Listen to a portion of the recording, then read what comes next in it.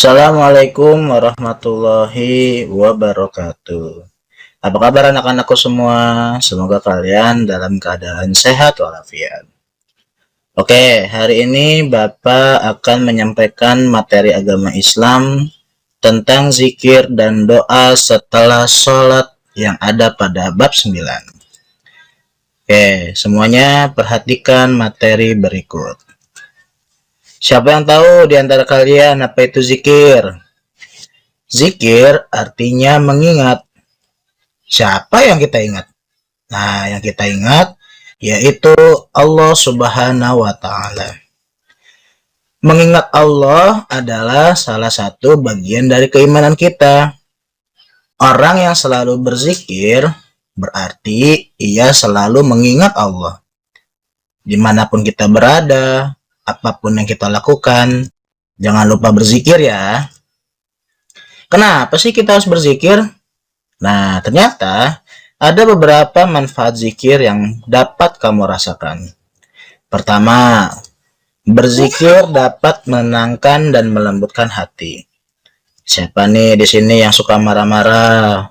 Gak ada ya. Anak muhajirin harus menjauhi sikap marah-marah. Jika kalian ada rasa marah, maka segeralah berzikir. Agar apa? Agar hati menjadi tenang. Yang kedua, zikir dapat menguatkan iman kita kepada Allah Subhanahu wa Ta'ala. Tahu nggak? Kalau iman itu bisa naik, bisa turun. Kenapa bisa naik, bisa turun? Ternyata ada penjelasannya. Nah, jadi kenapa bisa iman itu naik? Pertama, iman kita bisa naik karena ia selalu beribadah dan selalu dekat kepada Allah. Nah, satunya kita berzikir, kita ingat kepada Allah, itu membuat iman kita bisa naik. Nah, kenapa iman kita bisa turun? Karena ia jauh dari Allah dan malas beribadah. Sholat ditinggal, zikir nggak pernah, itu bisa menyebabkan iman kita bisa turun. Yang terakhir, manfaat dari kita berzikir adalah memperbanyak pahala. Siapa nih yang mau dapat pahala? Berarti kita harus banyak berzikir ya. Selain zikir dibaca dimanapun dan kapanpun, serta apapun yang kita lakukan, zikir juga dapat dibaca setelah selesai mengerjakan sholat. Mau itu sholat fardu ataupun sholat sunnah. Tata cara berzikir yang baik seperti duduk dengan khusyuk, berzikir dengan suara yang pelan, dan berzikir dengan ikhlas mencari ridha Allah. Apa aja sih yang dibaca selama berzikir? Nah, ini adalah rangkaian bacaan dalam berzikir. Yang pertama, membaca istighfar sebanyak 3 kali. Udah tahu kan istighfar kayak gimana bacaannya? Astagfirullahaladzim. Kita minta ampun kepada Allah dan itu adalah salah satu zikir yang kita lafalkan setelah melaksanakan sholat. Kemudian kita membaca tahlil sebanyak 3 kali. Gimana bacaannya? La ilaha illallah wahdahu la syarikalah, lahul mulku wa lahul hamdu wa huwa ala kulli syai'in qadir.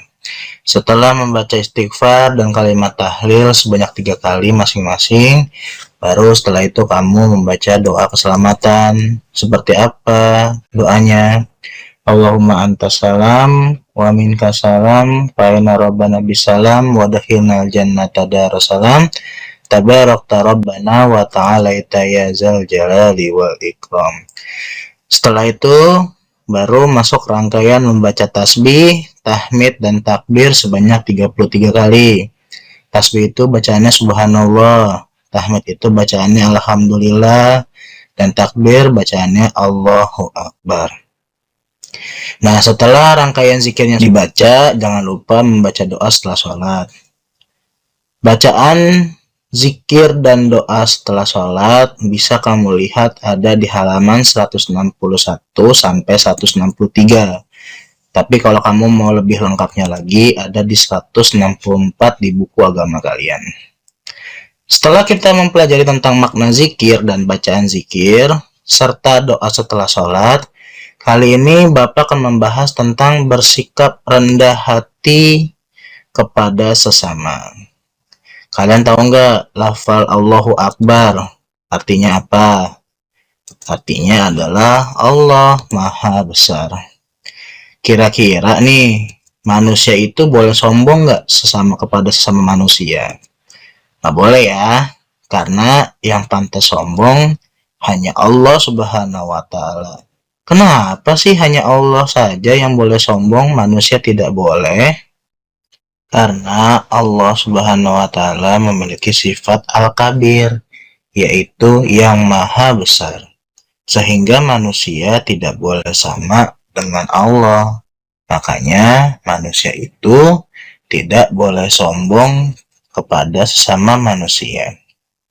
Nah, selain itu, Allah juga yang menciptakan alam semesta beserta makhluk dan isinya dengan sendiri. Sebagai manusia, kita nggak boleh sombong atau tinggi hati kepada sesama. Mengamalkan zikir membuat kita harus memiliki sikap rendah hati. Apa itu rendah hati? Rendah hati artinya tawadu atau tidak sombong. Nggak suka membandingkan orang lain, dan juga nggak suka memamerkan sesuatu kepada orang lain. Itu adalah ciri orang tawadu. Orang yang memiliki sifat rendah hati, apabila ia salah, ia akan meminta maaf.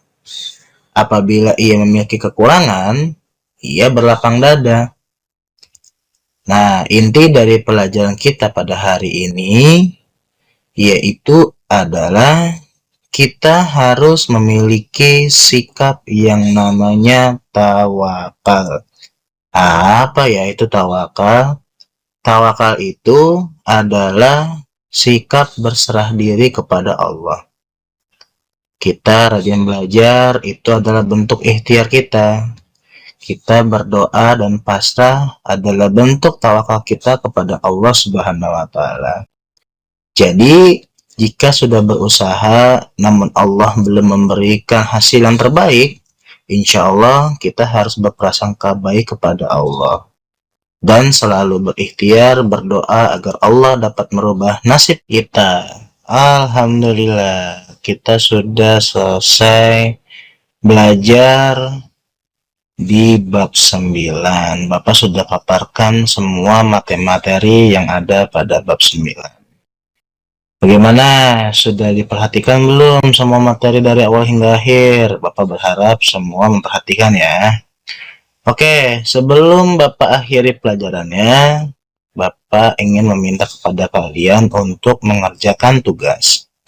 Tugasnya adalah kalian membuat video zikir setelah sholat dan doa setelah sholat. Zikirnya yang sudah diajarkan dan doanya juga yang sudah kalian baca seperti kalian membaca doa sholat fardu zuhur.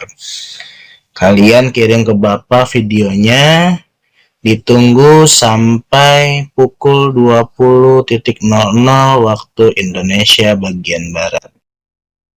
Bapak tunggu tugasnya ya.